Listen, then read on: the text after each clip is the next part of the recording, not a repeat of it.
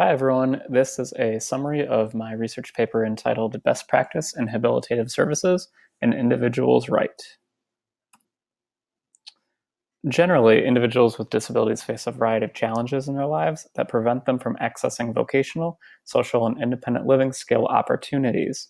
One of the ways to remedy this is through habilitative services.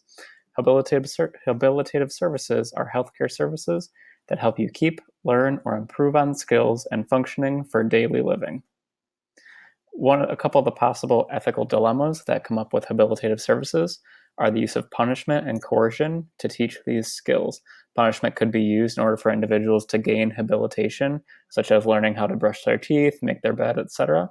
Also, another possible ethical dilemma is individuals not having a choice in the skills that they learn and the order that they learn them.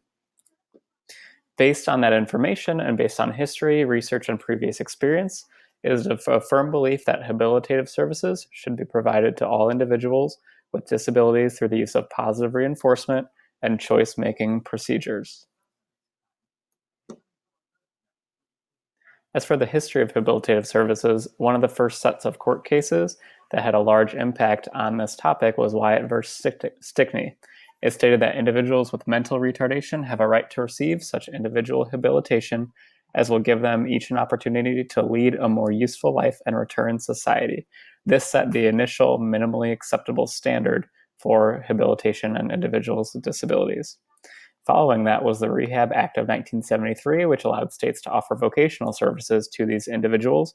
More specifically, Section 502 and Section 504 require environments to be accessible by people with disabilities and that they need to meet quality standards in order to receive funding. Next was the Education for All Handicapped Children of 1975, which required schools to create educational plans for all individuals with disabilities, and now that we know is called IDEA. In 1975, the Developmental Disabilities Act, which was revised through 2000, defined the term developmental disability and led to more services for these individuals. Youngberg versus Romero in 1982 led to legislation which required funding to be contingent on meeting certain quality standards set by law, so agencies were no longer able to get away with giving minimally acceptable standards of living and habilitation services. And finally, the Affordable Care Act of 2010 is now widely covered by private insurance plans, which has a large impact on many families who have children with disabilities who do require these habilitative services. According to the BACB code, there are a couple different ethical standards that must be met, including reliance on scientific knowledge, integrity, rights and prerogative of clients, and treatment and intervention efficacy, which all lead to clients deserving this good standard of habilitative services. Some research that has been collected on habilitative services and the efficacy of it, Thomas, Leslie, and Daniel in 1975 stated that habilitative services lead to increased work production and quality, which tie hand in hand for the vocational rehabilitation services as well. Unger et al. In 1991 stated that habilitative services have been found to be effective for individuals with disabilities and allowed individuals to be more likely to gain employment.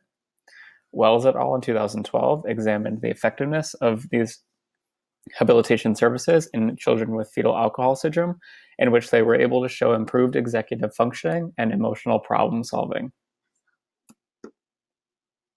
Research has also been done on choice as well as reinforcement. Kishi et al. Stated that individuals with disabilities have fewer chances in general to make individual choices compared to their general education peers.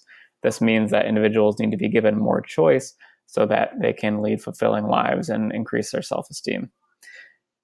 Piggybacking on that, Guess in 1985 said that the ability to make choices positively impacts individuals' perceived independence, dignity, self-esteem, and self-worth. Burke's research had students showed increased academic success when given the ability to choose which sight words they wanted to learn. By having the choice of what they wanted to learn and in what order, they were able to perform more greatly on those academic tasks. The research study also showed that greater learning occurred when the students were able to choose their own reinforcers. Continuing on that research, Diet et al. showed that choice led to decreased problem behaviors in these individuals with disabilities. And Rowland showed that children with disabilities' self-identified goals are achievable to the same extent as parent-identified goals. One common misconception when giving individuals with disabilities choice is that they are not able to make good choices for themselves, and research has been conducted that these individuals are able to set meaningful and achievable goals for themselves. And of course, Lipman and Mata in 1993 stated that positive and negative reinforcement are more effective in teaching daily living skills when compared to no treatment. They did also state that positive reinforcement is more effective than negative reinforcement.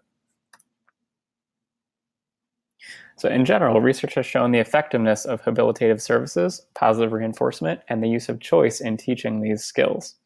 Habilitative services, when provided with choice and positive reinforcement, are essential in order to gain and improve on skills in order to be more independent and increase overall quality of life. We as practitioners need to find more ways to give individuals choice and increase self-determination, and of course continue advocacy for increased quality of services and funding of these services.